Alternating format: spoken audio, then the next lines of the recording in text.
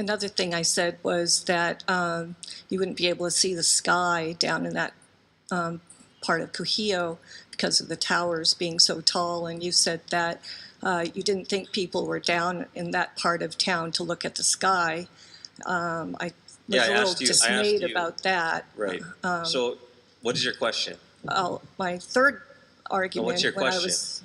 I'm leading up to that. I was clear then, and I will be clear again because you like to hear yourself ask the same questions apparently. I'm asking that legislation be introduced to prohibit commercial use of preservation land. That's what I'm asking. How about you provide me something and we can look it over, and then we can go ahead and sit down. I have sent you emails and I have left phone messages and I have never heard back. I'm the chair. I'm here anymore. I'm the chair. Where you stand in changing zoning on the Great Lawn. Well, first of all, it's not called the Great Lawn to me because I grew up here, and to me that's Kuapa. So I'm going to call it Kuapa because that's what it is. So. The district's councilwoman today accused the committee chairman of pushing the project against the wishes of residents. Rick Daysog has both sides. The only thing that you are passing today or recommending to this council is what the developer wants. That is a fact. No, it's not. It's really not. Pine says Ozawa is rushing the plan through and ignoring widespread opposition in her community. She says he's taken the side of developers. Hawaii News Now has obtained a copy of the internal investigation after Ozawa was accused of harassing another council member's aide who was supporting Waters.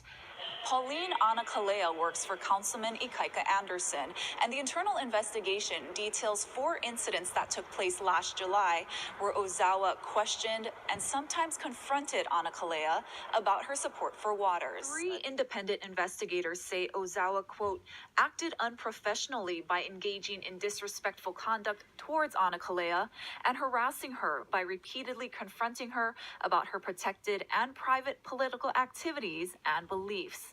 They concluded he violated the city's respectful workplace policy and brought up campaign issues while on the job. The Supreme Court ruled this was in violation of election laws.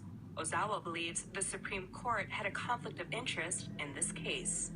The amount of conflict that this court has with my opponent is outrageous. Justices Wilson, McKenna, and Pollack were all nominated to the court by Mr. Waters, and I'm sure that they haven't forgotten about that.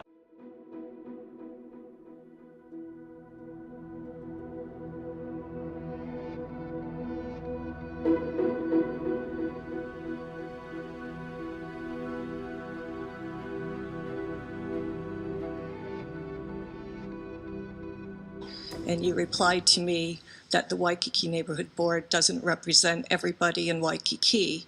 My second thing that I said... I clarified that before you ask your second question. I think I clarified it very clearly to you, and I indicated I represent an entire district of 110,000 people, and everybody has an opinion. What is your question? My third argument... what's your question? What is your opinion of open airspace and the quality of life that gives to the people who actually live in Waikiki? I was clear then, and I will be clear again because you like to hear yourself ask the same questions apparently.